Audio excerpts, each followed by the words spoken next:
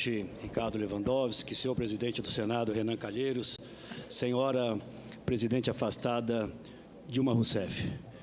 Eu não poderia imaginar, e acredito tampouco Vossa Excelência, que depois de nos despedirmos no último debate presidencial, nos encontraríamos aqui hoje no Senado Federal nessa condição. Digo isso porque, acredite, não ajo hoje com nenhum sentimento de alegria ao questioná-la, mas ajo com o sentimento da mais absoluta responsabilidade que a minha função de senador me obriga a manter. E é exatamente por esse sentimento que começo por fazer algumas referências ao pronunciamento inicial de Vossa Excelência, que por mais de uma vez remonta às eleições de 2014, apontando como causa, talvez, das dificuldades ou do momento delicado por que passa Vossa Excelência, o inconformismo daquele que Vossa Excelência chamou de derrotado nas eleições presidenciais. Em primeiro lugar, quero dizer, senhora presidente, que não é desonra alguma perder eleições, sobretudo quando se defende ideias e se cumpre a lei. Eu não diria o mesmo de quando se vence as eleições, faltando com a verdade e cometendo ilegalidades. Vossa Excelência aponta para o partido que eu presido, ao culpá-lo pela ação iniciada no Tribunal Superior Eleitoral. Mas Vossa Excelência esquece de dizer ao país que foi o pleno daquele tribunal, a mais alta corte eleitoral do Brasil, que, por maioria dos seus membros, abriu uma ação investigativa em relação às contas de campanha de Vossa Excelência, por encontrar ali, segundo perícias mais atuais, inúmeras ilegalidades. Portanto, é aquela corte, não ao PSDB, que, acredito eu, Vossa Excelência deve responder, aliás, como já vem fazendo o seu partido.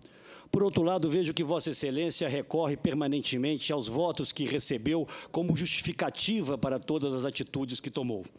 O voto, sabemos todos, senhora presidente, não é um salvo-conduto. Ele é uma delegação que pressupõe deveres e direitos. E o maior dos deveres de quem recebe votos é exatamente o respeito às leis, o respeito à Constituição. Mas eu me permito rapidamente, até nesse passeio pelo retrovisor da história, lembrar-me de 2 ou 3 fatos que possam, de alguma forma, nos trazer ao momento atual. No dia 1º de setembro, há exatos 2 anos atrás, em um debate em uma rede de televisão, perguntei a Vossa Excelência quais medidas Vossa Excelência tomaria para controlar a inflação já renitente naquele instante, apesar dos preços controlados artificialmente pelo governo. Abro aspas para a resposta de Vossa Excelência. A inflação está próxima de zero, mas sempre tem os pessimistas de plantão. E o que ocorreu? Inflação em 2015 de 10,6% e nos últimos 2 meses a de alimento de 16%, retirando aí sim da mesa do trabalhador aqueles pratos de comida que tão competentemente o seu marqueteiro João Santana apresentou ao Brasil. Em outro debate, no dia 20 de outubro, questionei Vossa Excelência sobre os baixos índices de crescimento da economia e a necessidade de ações que pudessem revitalizá-la. E citava dados do FMI, que apontavam para um crescimento de 0,3%. Vossa Excelência respondeu: candidato, eu não sei porquê, mas o senhor é muito pessimista em relação ao crescimento do país. Eu não concordo que o Brasil vai crescer 0,3%, candidato. Acho melhor o senhor rever as suas contas. Fomos obrigados a rever as nossas contas. O Brasil cresceu 0,1% e mergulhou nos anos seguintes na mais profunda recessão da nossa história, trazendo consigo um exército de 5 milhões de desempregados. Ainda neste debate, questionei Vossa Excelência sobre o fato dos bancos públicos não estarem sendo remunerados pelas ações que fazia, em especial o Banco do Brasil, onde existia um débito de cerca de 8 bilhões de reais do Tesouro. Vossa Excelência desdenhou e sequer respondeu à minha indagação. Portanto, Vossa Excelência está aqui hoje, respondendo ao Congresso Nacional por ter editado decretos sem autorização do Congresso Nacional e por ter transferido aos bancos públicos o que não fez aos bancos privados as responsabilidades que são do Tesouro em afronta à Lei de Responsabilidade Fiscal. Digo a Vossa Excelência, e é o questionamento, senhora presidente, afastada Dilma Rousseff, que faço. Em que dimensão Vossa Excelência e o seu governo se sentem sinceramente responsáveis por essa recessão, pelos 12 milhões de desempregados no Brasil, por 60 milhões de brasileiros com suas contas atrasadas e uma perda média de 5% da renda dos trabalhadores brasileiros? Era isso que tinha a dizer, senhor presidente. Vossa Excelência tem a palavra, senhora presidenta. Senador Aécio Neves, eu também jamais imaginaria que depois dos nossos debates todos durante essa campanha eleitoral, que envolveu o voto de 110 milhões de brasileiros e brasileiras, nós nos encontrássemos aqui hoje. Tenho certeza, senador, que ao longo de todo o processo eleitoral, nós debatemos e nos respeitamos. O que eu tenho dito, afirmei no meu discurso e reafirmo aqui para o senhor, é que a partir do dia seguinte da minha eleição, uma série de medidas políticas para desestabilizar o meu governo foram tomadas, infelizmente. Primeiro, pediu-se a recontagem dos votos. Depois, pediu-se auditoria nas urnas. Nos dois casos, após um ano, verificou-se que isso não tinha nenhuma irregularidade. Na sequência, senador, antes da minha diplomação, arguiu-se no TSE e levantou-se a necessidade de auditar as minhas contas. E isso foi feito, senador, e está em processo. Não sei se o senhor se lembra, mas o TSE permitiu a minha diplomação porque não encontrou nenhuma irregularidade no meu processo. Mas essa foi uma questão sistematicamente tornada objeto da disputa política que ocorre no Brasil após a minha posse no segundo mandato. Além disso, senador, quero lembrar ao senhor que também foi aberto contra as suas contas investigação pela Maria Tereza, juíza do TSE. Portanto, senador, não é esta questão. A partir daí, senador, sistematicamente, o senhor vem me acusando. Eu queria lembrar ao senhor que nós tivemos um ano específico e muito diferente em 2014. Só para a gente lembrar alguns fatos. Em 2014, apenas a partir de outubro, acentuando-se depois de dezembro de 2014, mas começa em outubro, há uma grande queda, a primeira grande queda no preço das commodities. Isso vale para o petróleo, para o minério de ferro, vale também para todas as commodities. Impacta a arrecadação na medida em que é através da tributação de lucros que nós temos essa contaminação no Brasil pela queda do preço do petróleo e do minério de ferro. Além disso, no dia 29, 3 dias, portanto, da saída, aliás, da nossa eleição no segundo turno, no qual eu ganhei a eleição do senhor, o que ocorreu? Não tem nada de mal ganhar ou perder a eleição. Não tem de mal ganhar e não tem mal perder. Aliás, eu saúdo todos aqueles que participam de eleições diretas, e o senhor é um, e tenho meu maior respeito por isso. Mas, continuando, 3 dias após a minha vitória nas eleições, portanto, eu tive o segundo turno no dia 26, no dia 29, começa o que se chamou tapering, ou seja, a saída dos Estados Unidos da política de expansão fiscal. Qual é a consequência? A consequência é elevação dos juros americanos e desvalorização generalizada das moedas. Este é um processo extremamente comprovável. Por quê? Porque não foi só o real, foram todas as moedas atingidas, provocando um efeito na inflação via o câmbio desvalorizado. A segunda ação, senador, foi que, não sei se o senhor sabe, mas o período úmido no setor de energia elétrica no nosso país, ele começa entre outubro e vai até abril. Em geral, no caso do Brasil, nós vínhamos de uma situação razoavelmente sob controle. E o que enfrentamos no final deste período úmido no Sudeste, nós enfrentamos uma das maiores secas, que provocou, como eu já disse antes, por exemplo, a necessidade do contingenciamento da energia da água lá em São Paulo, por meio, inclusive, do fato que chegou-se ao volume, ou seja, um volume menor que o volume mínimo necessário para o abastecimento de água.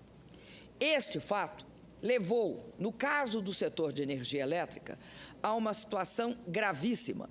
Os reservatórios, que estavam em 42% um ano antes, caíram para 9%, mas só acelerou essa queda também a partir de novembro, dezembro e, fundamentalmente, a partir de janeiro. Enfim, todas essas três questões, elas são acentuadas gravemente final de 2014, início de 2015. Para não falar na questão relativa à desaceleração da China, que compromete a todos os países emergentes. Enfim, naquele momento, a crise que tinha sido contornada pelos países emergentes ao longo de 11, 12, 13, 14, inclusive a partir de 9 e 10, elas atingem fortemente os países emergentes. Eu vou lembrar de uma fala do Prêmio Nobel Stiglitz, que diz o seguinte: a crise no Brasil estava precificada, a crise econômica, ela ia ocorrer. O que não estava no cômputo era uma crise política das dimensões que o Brasil enfrentou. E essa crise política, ela se caracteriza pelo seguinte fato: 2 meses após a minha eleição, é pautada a questão do impeachment. É pautada não só pela pauta política da oposição de então, mas também pela pauta jornalística. E esta crise aprofunda de forma acentuada a situação econômica do país também. Ademais, elege-se o senhor Eduardo Cunha, presidente da Câmara de Vereadores, com o apoio da atual situação. Esta eleição do senhor Eduardo Cunha a presidente da Câmara em fevereiro, ela produz uma situação complexa para o meu governo. Essa situação complexa se caracteriza pelo fato de que os projetos que nós enviamos para buscar uma saída fiscal para a nossa situação, e lembrando que nós prevíamos, nós e o mercado, não fomos nós só, nós e o mercado prevíamos que isso, no final de 14, nós íamos ter um crescimento do PIB de 0,8, nós e o mercado. Bom, diante da ação sistemática de praticamente uma ação negativa no sentido de não aprovar as medidas que nós mandamos, ou elas são aprovadas parcialmente ou elas são rejeitadas. Soma-se a isso algo que se chamou pautas-bomba. Não foi eu que botei esse nome, pautas-bomba. Pautas-bomba é algo que a imprensa criou, o nome que se caracterizava pelo fato que, ao invés da gente ter medidas para sanar a questão fiscal, uma vez que caía vertiginosamente a receita, o que se faz é o contrário, aumenta-se a receita. Além disso, quero lembrar que agora, no ano de 2016, isso atinge o clímax. De janeiro de 16, obviamente o Congresso não estava funcionando, mas a partir de fevereiro é obrigação do Congresso funcionar. No caso específico da Câmara, não estou falando aqui do Senado, estou falando da Câmara. No caso específico da Câmara, entre a abertura do Congresso até 5 dias antes de eu ser tirada do exercício da presidência, não da presidência, mas do exercício, o Congresso não funcionou. O Congresso não, desculpa, a Câmara não funcionou. Quem não funcionou na Câmara? Não funcionou a Comissão de Constituição e Justiça, a Comissão de Orçamento, a Comissão de Fiscalização e Controle, enfim, todas aquelas comissões que os senhores senadores e as senhoras senadores sabem que impactam diretamente a questão fiscal, não funcionaram. Algo incrível acontece nesse país quando é possível um Congresso ser atingido, porque o Congresso foi atingido, porque ao não aprovar na Câmara, não tem como aprovar no Senado. Ao não ser objeto sequer de consideração, porque não tinha comissão funcionando, é algo que mostra uma artificial conduta no sentido de inviabilizar o meu governo. Isso é extremamente grave. Isso é extremamente grave e eu não vi ninguém, principalmente na mídia, ficar estarrecido diante desse fato. Esse fato que é, na verdade, isso sim, um descompromisso com a coisa pública.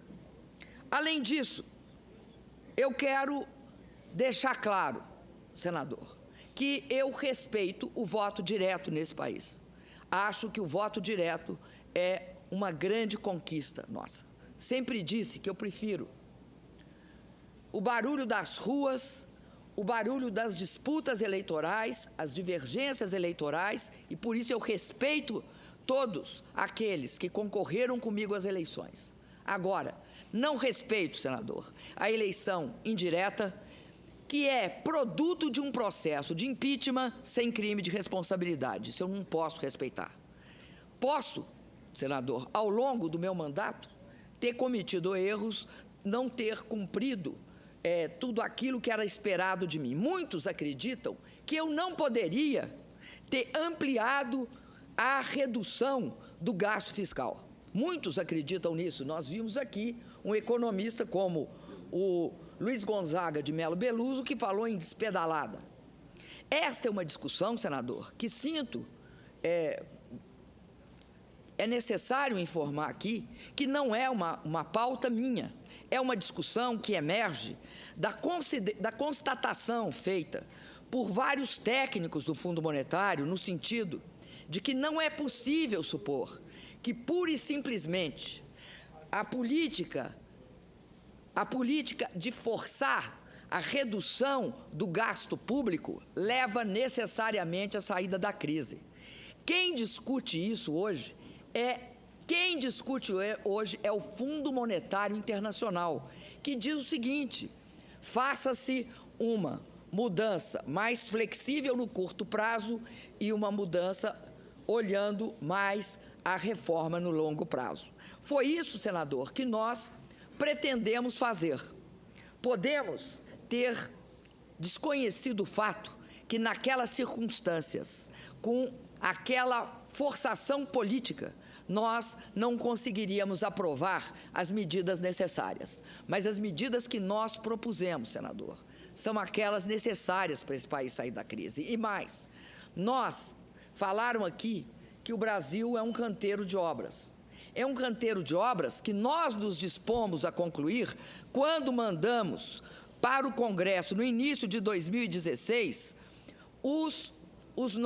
as nossas propostas de alteração do resultado primário de 2016. Porque nós achávamos que tratava-se de pagar todas as dívidas. Foi isso que nós propomos. Nós não propomos gastar esse dinheiro no momento de crise em outras coisas. Nós propomos gastar no pagamento dos orçamentos que nós já tínhamos comprometido e que, portanto, tinham sido reduzidos, porque a receita tinha caído, o que tornava impossível a execução do orçamento naqueles padrões. Além disso, nós propusemos também um aporte à saúde. Então, tudo isso configura uma situação que eu queria dizer ao senhor. Não acho de maneira alguma que a situação que eu enfrentei, a situação que qualquer presidente da República enfrentará, diante de crises que são cíclicas no mundo atual em relação à economia internacional e não só ao Brasil, que essas flutuações cíclicas podem ser encaradas sem uma cooperação entre os diferentes órgãos do poder. Não podem, senador. E caso se tente, certamente, o 0,8 que nós e o mercado esperávamos no final de 14, quando começa a queda do petróleo, quando começa a saída dos Estados Unidos e a elevação do dólar e a redução do valor do real, nós não podemos aceitar, senador, que se insista e que se faça a política do quanto pior, melhor. Por quê? Porque eu acredito no direito sagrado da oposição defender uma política contrária da situação. Ela deve fazer isso, porque isso faz parte da riqueza democrática. O que ela não pode fazer é em nome do quanto pior, melhor. Impeça o país, com graves consequências para a população, de sair da crise. Isso não é possível. Eu tenho clareza, senador, que uniu-se duas forças diferentes. Uma força que, não sou eu que digo, foram gravados falando isso. Uma força que queria impedir que a sangria continuasse, com uma força que queria impedir que nós saíssemos da crise. É essa a grave situação em que estamos. E não estamos só à frente dos olhos da população brasileira. Estamos à frente dos olhos de todo mundo. Muito obrigada, senador.